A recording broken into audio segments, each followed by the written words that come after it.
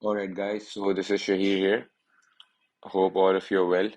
So, guys, today we are going to do percentages. अब यार percentages में we'll be covering the very basic concepts first, like how do we express a percentage, how do we write percentages as fractions, as decimals, how do we convert a quantity into a percentage, how do we find out a quantity out of a percentage, and all percentage change, percentage increase, decrease, and all these things. So, without any delay, let's just start. So, basically, what is percentages? Let's just look into that first. अब यार देखो percentages जो है ना वो basically it's a method or a technique to present an information. Or what you can say is मतलब आसान लफ्जों में percentages is the way a way you can present an information. So let me just write it down. Uh, Method to present numerical data. Alright, तो numerical data को present करने के लिए we use percentages. अब percentages में basically होता क्या है, so let's just write that down. Basically in percentages we just find out that how much a certain value is with respect to another value.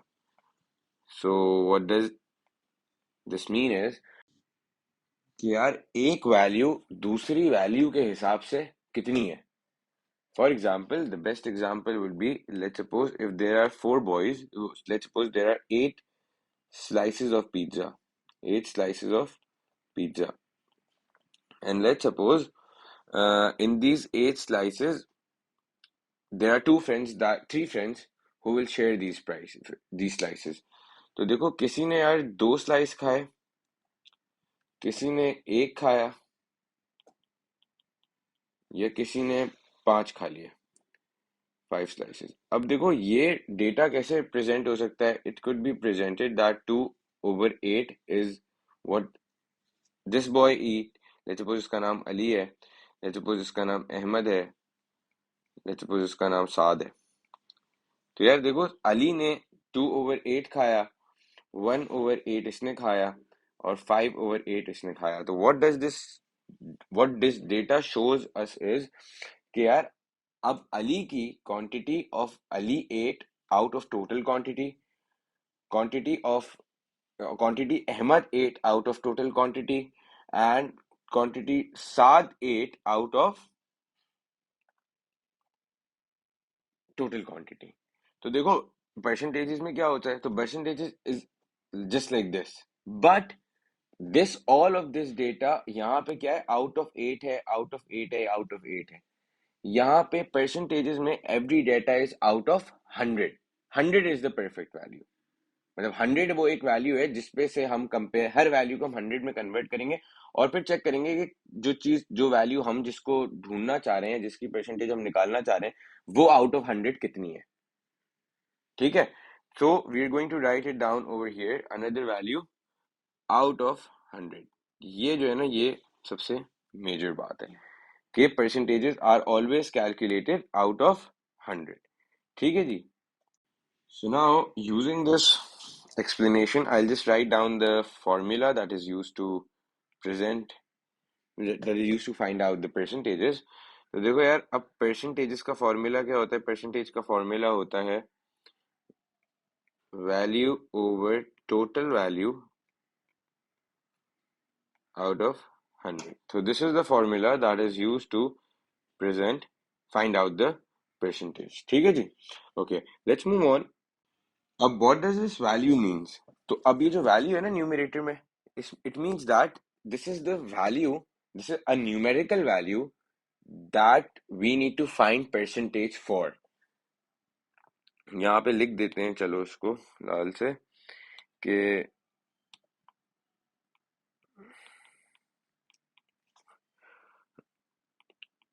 value that we need to find, of course this will be a numerical value, percentage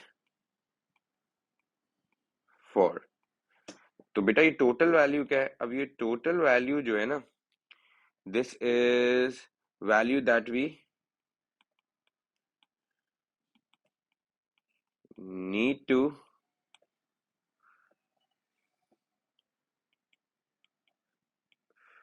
find percentage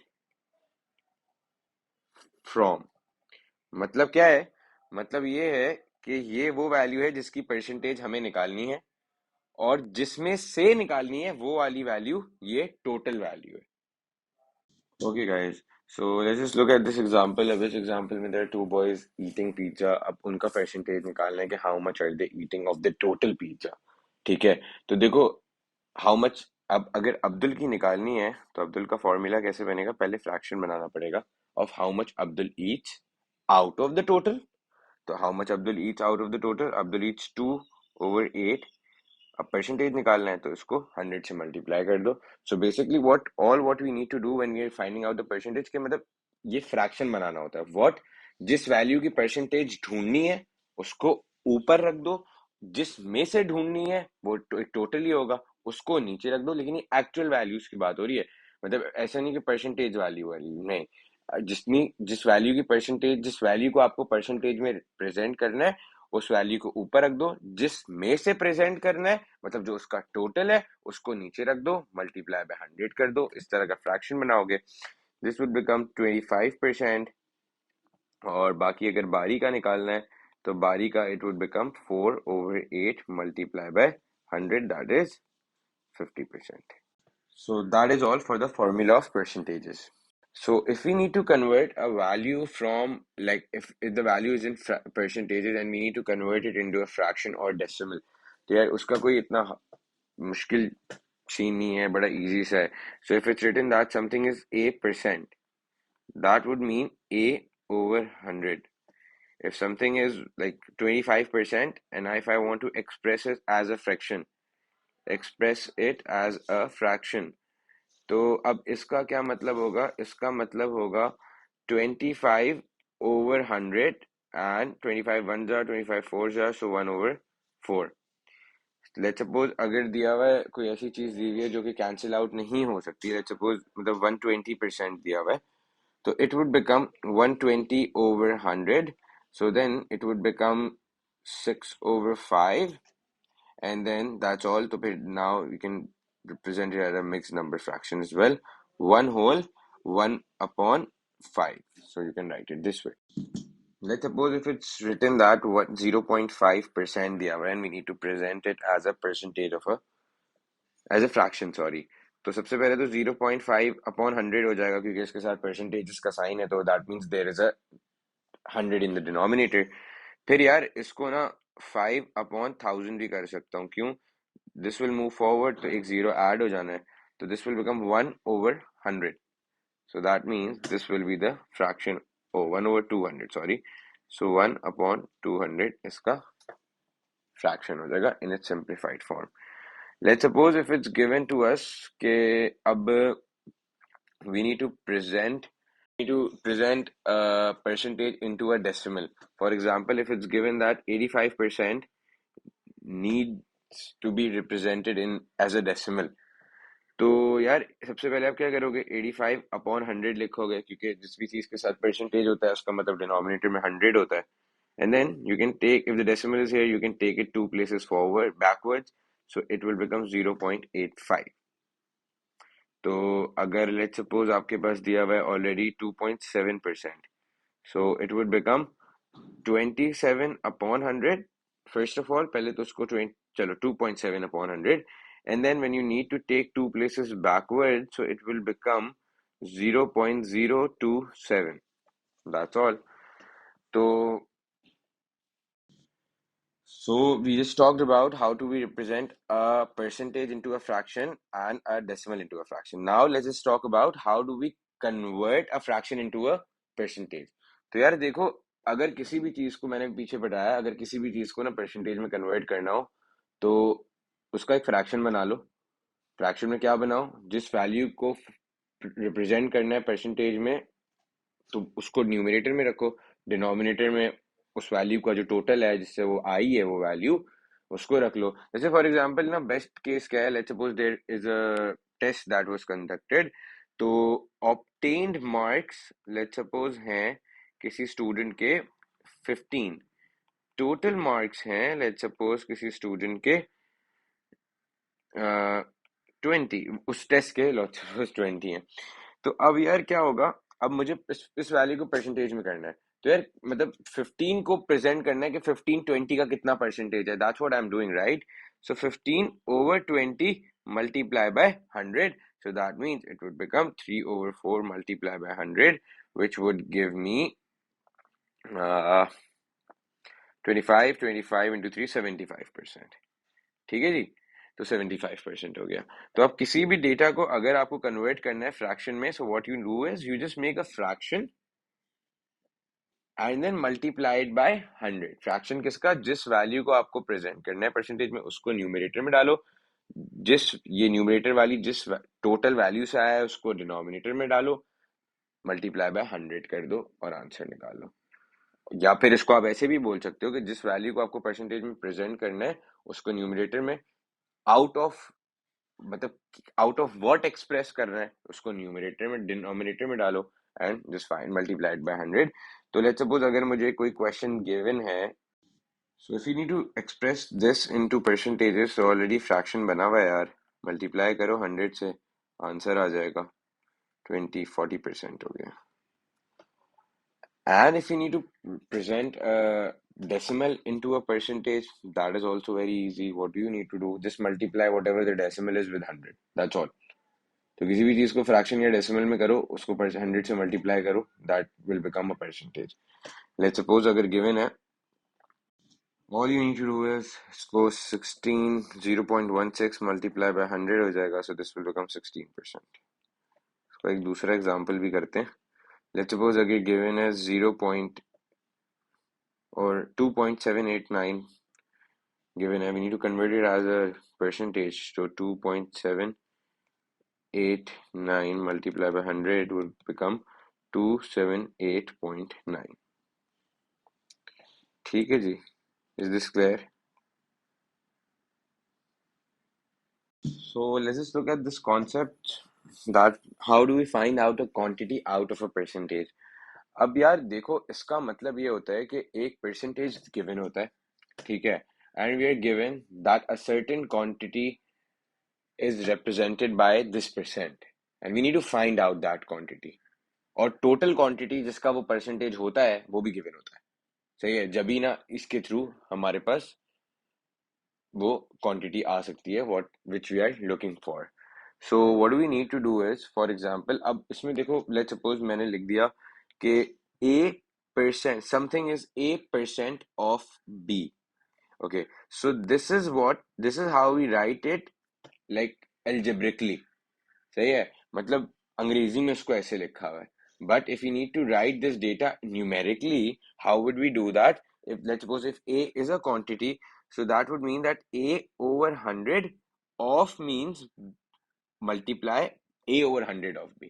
Let's suppose 20% of children in class of 50 are girls. सही है, मतलब है कि 20% बच्चों 50 की class में girls हैं.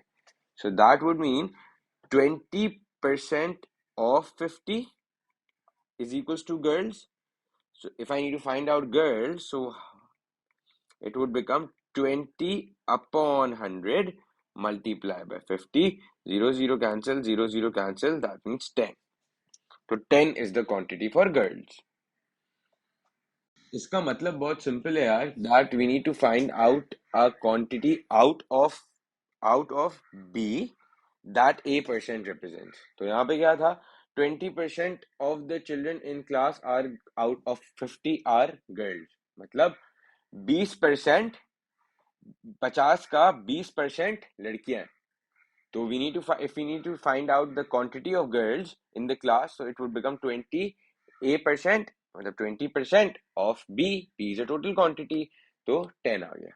That's how you find out a quantity out of percentage. कैसे? A% of B करके, कि कितना टोटल का कितना परसेंट गिवन है, और वो अगर क्वांटिटी निकालनी है, so just use this concept. That's all. Let's look at this concept. This is the last concept. After this, we'll move on to questions from that worksheet. तो यार अब देखो, परसेंटेज चेंज की बात हो रही है. We need to find out the change in percentage. तो यार जब भी परसेंटेज चेंज की बात होगी, so you will use a formula. That formula is new value minus old value upon old value into 100.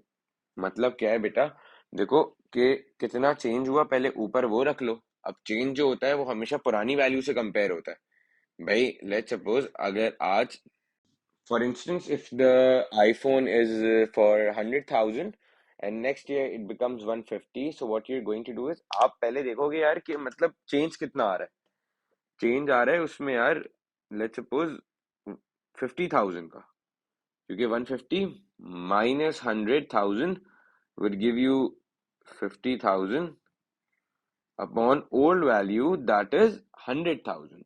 100,000 उसका old value ना, उससे आप कंपेयर करोगे. So 100,000 multiply by 100. So 1 upon 2 to 50% change आ रहा है, तो मतलब 50%. आप हमेशा पुरानी वैल्यू से कंपेयर करते हो, क्योंकि आप नए पे तो अभी आए हो ना, तो आप पुराने से देखते हो कि आप में कितना चेंज आया. तो change upon the total value into 100 will give you 50%, matlab the answer for percentage change. Let's look at this example. Tape's price in 2021 was rupees 75 and in 2022 it's 105. We need to calculate percentage change. तो अगर यार percentage change निकालना होगा, so it would become 105 minus 75, क्योंकि new value minus old value upon old value multiply by 100. So now 105 minus 75 would give us 30. 30 over 75 multiply by 100. Then we can cancel this 3 into 4. 10. 10 into 4 is 40%. So this is the change. Alright guys, so let's just look at this question. Question number 7 from the worksheet. It says that what percent of 14 is 35? तो 35 कितना है 14 के का percent as in a percentage. So that means what we need to do, we are going to use the percentage formula. Value that we need to find the percentage for is 35 over 14 multiplied by 100. So that means this is going to be 2, 5 and 2 1s are 250s are, the 550s are 250. So that means it's 250%. Alright guys, let's look at this question. A dealership sells a car for 29,400. What is the commission if it is kept at 3.5%? So we need to find out 3.5% of 29,400 because that is the value for commission. Commission क्या है? So let me just write it in words first for you guys. Commission is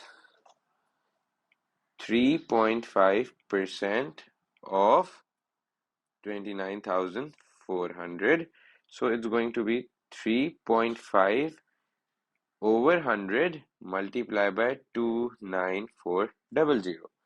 So 0 0 0 0 cancel, and then we are going to multiply 294 by 3.5. So this is how we'll find it. So I taught you how to 294, sorry. So it's going to be 294 multiplied by 3.5. I taught you the multiplication for decimals last May. So it's going to be 1029. 1029. I have to do this without using the calculator. So let's look at this question. Question 10, same as the previous question. The concept is the same that is going to be used. So 16% of a number is 32. So 32 is basically 16% of a number that we don't know of. That is x basically. हमें पता नहीं है, but कुछ number है जिसका 16% 32 है. So let's just find out that number. So 16 over 100 of x is equals to 32. So what are we going to do? बस थोड़ा सा arithmetic करते हैं. 32 multiply by 100 divided by 16 to find out that number. So 3200 over 16. So it is going to be 1s are 200. So 200 हो गया भाई. So now the number is 200. We need to find out 80% of 200. So 80%, 80 over 100 multiply by 200. So 0, 0, 0, 0 cancel. 80 into 2 is 160. Alright guys, let's just look at this question. The question says a team must win 12 matches to qualify for the next round or win 80% of the matches. मतलब या तो वो 12 जीते या फिर वो 80% जीते. तो मतलब बात एक ही होगी, क्राइटेरिया तो सेम ही होगा, but there are gonna be two ways to say it. एक आप इसको एक्चुअल क्वांटिटी बता दो या फिर आप क्वांटिटी को परसेंटेजेस में बता दो. तो it means that 12 of something 12. Okay, no. So basically what does it mean? It means that 80% of the total matches is basically 12 that which they need to win. तो क्या मैं बोल सकता हूँ कि 12 matches also mean that 80% of the matches, right? तो basically मकसद क्या है कि 80% of something that is x is basically 12. So that means what we need to do is 8x upon 10 is equals to 12. So 8, 12, 120 upon 8. And then this is going to be 120 divided by 8 is going to be 15. That means the total matches are 15, out of which they need to win 12 or 80%. Alright guys, let's look at this question now. It says that 10% of 40. तो यार of की जहाँ भी बात आ रही है और जब भी किसी नंबर के साथ परसेंटेज लिखा हुआ है तो मतलब है 10 over 100 ऑफ मतलब multiply of 40 is basically 2 over 5x. That means 0, 0, 0, 0 cancel. तो 4 is equals to 2 over 5x. So that means let's just find out x first. तो थोड़ी सी अरिथमेटिक हुई यहाँ पे. 10 आ गया, x पता चल गया क्या है 10. अब 3 over 5 ऑफ 10 चाहिए. तो 5 1s are 2, 6 हो गया. अब नाउ 6, अब इसका मुझे 10% चाहिए. तो ये 10% of 6 which is going to be 0.1% of 6 which is going to be 0.6. That's all. Alright guys, so now let's just look at this question number 18. What does it say? Find the new number when 70 is increased by 30%. अब देखो यार, increase की बात हो रही है लेकिन हमसे इंक्रीज़ निकालने का नहीं बोल रहा, वो सिर्फ ये बोल रहा है कि increase by 30%. So now I just want to explain you this concept कि देखो यार, परसेंटेज इंक्रीज़ का मतलब या डिक्रीज़ का मतलब क्या होता है. मतलब है देखो, जो ओरिजिनल वैल्यू होती है ना परसेंटेज की, या फिर जो परफेक्ट वैल्यू होती है परसेंटेज की, वो होती है हमेशा 100. ठीक है. अगर उसमें 5% का इंक्रीज़ आता है तो वो परसेंटेज जो है ना, वो परसेंटेज वैल्यू उसका बन जाता है 105. और अगर 5% का डिक्रीज़ आता है तो that means it will become 95. सही है. लेकिन जो मेरी परफेक्ट वैल्यू होती है वो 100 होती है. अगर 100 5% से बढ़ती है तो अब वो 105% हो जाती है वो वैल्यू. और अगर 95 कम होती है 5% से, वो 95% बन जाती है. तो now let's just look at this question. Find the new value, find the new number when 70 is increased by 30%. तो यार क्या 70 जब 70 अभी किस पे है? 70 है अभी 100 पे. अब 70 इंक्रीज़ हो जाए 30%, सो बेसिकली उसका परसेंटेज वैल्यू क्या हो जाएगा? 130 हो जाएगा. सो दैट मीन्स अगर मुझे x निकालना है, so 100x is equals to 130 multiplied by 70, x is equals to 130 multiplied by 70 upon 100. 0 0 0 cancel, 13 7s होते हैं 91, तो दैट मीन्स 91 हो गया। अगर हम 70 को 91 से 30% से इंक्रीज़ करें तो 91 हो जाता है। इसको एक तरीका और है करने का कि आप क्या करो कि 30% ऑफ 70 निकालो पहले। तो देखो 30% of 70 would be 30/100 multiply by 70, 0 0 0 cancel, तो 21 आ गया। अब 21 से इंक्रीज़ होना चाहिए, तो दैट मीन्स 70 ओरिजिनल नंबर है, 21 से इंक्रीज़ होके it will become 91। That's it. Okay guys, so now let's just look at this question. It says that A is X% of Y. मतलब क्या है भाई कि A is basically X% of Y. So can I also write it as AX over 100 multiplied by Y? So that means it will be XY over 100. This is A. अब भाई वो बोल रहा है कि B is Y% of x, तो y over 100 of x, that means it's going to be xy upon 100. तो यार which of the following is true? तो अब देखो दोनों चीज़ों में क्या सेम इक्वेशन बन रही है ना, a की भी और b की भी। दैट मीन्स अगर x और y की वैल्यू यहाँ पे आ जाए और यहाँ पर भी आ जाए, सो a would be equal to b. So that means the answer is right in front of us, that is this. अच्छा जी, so let's just look at this question. 24 of this 40 seats in a bus are occupied. Find the percentage of the occupied seat as a percentage of unoccupied. मतलब है कि यार देखो इस question में दिखाना तो परसेंटेज है अनऑक्यूपाइड ऑक्यूपाइड का ही, लेकिन एज कम्पेयर टू अनऑक्यूपाइड दिखाना है, टोटल नहीं दिखाना। पहले क्या होता था, मतलब नॉर्मल बच्चों वाले सवाल में क्या आएगा कि टोटल का दिखा दो, तो टोटल तो ईजी है, 24/40 करेंगे, मल्टीप्लाई बाय 100 कर देंगे तो इस तरह आ जाएगा। लेकिन यहाँ पे बच्चों वाला सवाल नहीं है ये, इन्होंने बोला कि भाई आपने परसेंटेज ढूंढना है एज अनऑक्यूपाइड का। तो देखो 24 अनऑक्यूपाइड है, as a percent of unoccupied. अब अनऑक्यूपाइड का वैल्यू डिनोमिनेटर में आया, दैट इज 16 मल्टीप्लाई बाय 100। तो अब ये क्या हो गया, 2s are 3s are 2 1s are 50s are, तो 3 into 50 is 150%. So the answer is C. अच्छा जी, so let's just look at this question now. अब ये थोड़ा सा समझदारी का सवाल है यार, इसमें और इतना मुश्किल कुछ भी नहीं है। It says that a dealership gets a commission of 20% on the sales they make in a day. What will be the total commission for 3 days if the car sold on average at each at a price of 3000?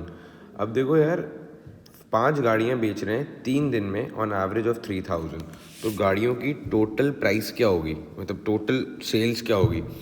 तो देखो 5 गाड़ियाँ 3 दिन में for 3 days के 5 गाड़ियाँ 3 दिन में बेच रहे हैं, तो बेसिकली क्या करेंगे, बेसिकली देखो total value of sales would be for a day, पहले एक दिन का निकालते हैं, तो इट्स गोइंग टू बी 3000, एक गाड़ी के एवरेज है, 5 बेच रहा हूँ बेटा तो 15,000 बेच रहा हूँ। अब 15,000 एक दिन का है, total value for 3 days it's going to be 15,000 multiplied by 3, that means 45,000, ऐसा ही है। तो 45,000 की वो सेल कर रहा है। अब इसका 20% उसको पता करना है कि 20% कितना होगा इसका, तो 20/100 मल्टीप्लाई बाय 45,000, तो बेटा 0 0 0 0 कैंसिल, 450 मल्टीप्लाई बाय 2 इज़ 900 और एक 10 भी लगा लो तो 9000, तो दैट मीन्स 9000 हो गया। Okay guys, so this is a similar question, like the previous one of the increase and decrease of percentage that I just solved. So it says that my current salary is 5,000 with an annual increment of 10%. What will be my pay after 2 years? अब देखो यार first year की देखते हैं। देखो अगर first year की देखते हैं तो फर्स्ट ईयर की जो इसकी सैलरी होगी, देखो करंट ईयर की क्या होगी, करंट ईयर की इसकी सैलरी है 5,000, ठीक है।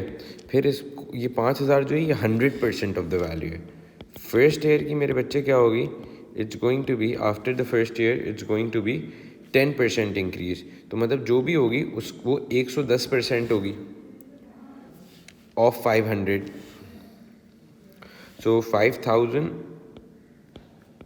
इन मल्टीप्लाई बाय 110%। तो 110% निकाल लिया आपने 5000 के, 0 0 0 cancel.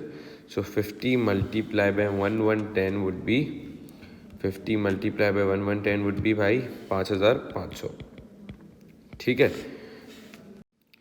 Okay, so now let's talk about the second year. In the second year it's going to be कि यार मतलब देखो 5500 की सैलरी है, लेकिन अब इसमें भी 10% इंक्रीज आएगा। तो 110, तो क्या होगा 110/100 ऑफ 5500।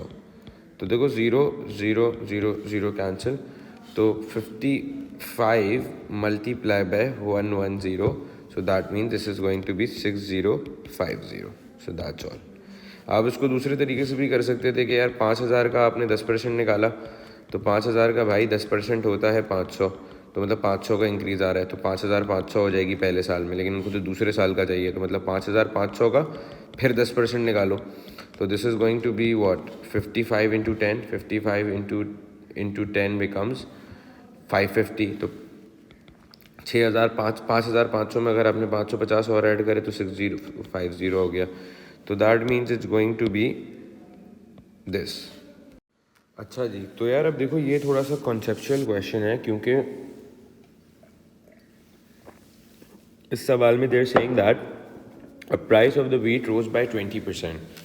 लेट्स सपोज यार आटा जो है ना वो 1 kg है, मतलब लेट्स सपोज 10 किलो के बैग में आता है, तो 10 kg अब यहाँ पे लिखा हुआ नहीं है, लेकिन आप एक क्वांटिटी को अज्यूम कर लो कि यार 10 kg था 1000 रुपये का। तो एक फैमिली 10 किलो खाती थी एक महीने में, अब ना वो 20% इंक्रीज़ हो गया। तो कितने से इंक्रीज़ हुआ, तो मतलब बेसिकली 120% हो गया वो अपनी वैल्यू का। तो वो होता है भाई 1200 रुपये। तो वो 1200 हो गया। तो अब 1200 का 10 किलो आ रहा है, लेकिन जो फैमिली है वो बोल रही नहीं भाई हम तो 1000 का ही खाएंगे। तो अब वो मतलब कितना कंज्यूम कर रहे हैं, 1000/1200 मल्टीप्लाई बाय 100। तो बेसिकली अब उनकी कंजम्पशन कितने से डिक्रीज़ हो जाएगी, वो उनकी कंजम्पशन अब होगी, पहले तो वो पूरा 100% खा रहे थे, लेकिन जब उसकी प्राइस में इंक्रीज़ आ गया वो 1200 की चीज़ हो गई, लेकिन वो अभी भी जेब से अपने 1000 रुपये निकालने के लिए तैयार है। तो वो पूरा 1 किलो तो नहीं खरीद सकते, वो कुछ 1 किलो से कम खरीदेंगे। तो देखते हैं कितना खरीद सकते हैं वो, अपने 1 किलो से कम कितना खरीदेंगे वो। तो it's going to be 1000 divided by 12, so it's going to be 83.333। ठीक है, ये आप लोग मतलब नहीं करोगे, मतलब आप लोगों का कैलकुलेटर नहीं होगा, मेरे पास तो है कैलकुलेटर। तो it's going to be 83 whole 1/3। तो बेसिकली यार अब उनको अपनी कंजम्पशन कितने से कम करनी होगी, उनको बेसिकली अपनी कंजम्पशन कम करनी होगी। उनकी कंजम्पशन कितने से कम हो रही होगी भाई, अगर वो 83% खा रहे हैं किसी चीज़ का, तो बेसिकली पहले वो 100 खा रहे थे, तो पहले अब 16.67 कम करनी पड़ेगी, which is basically 16 whole 2/3। That's all. So A is going to be your answer. और यार मतलब कैलकुलेटर ना होना मतलब इसमें कोई वो बुरा लगने वाली बात नहीं है।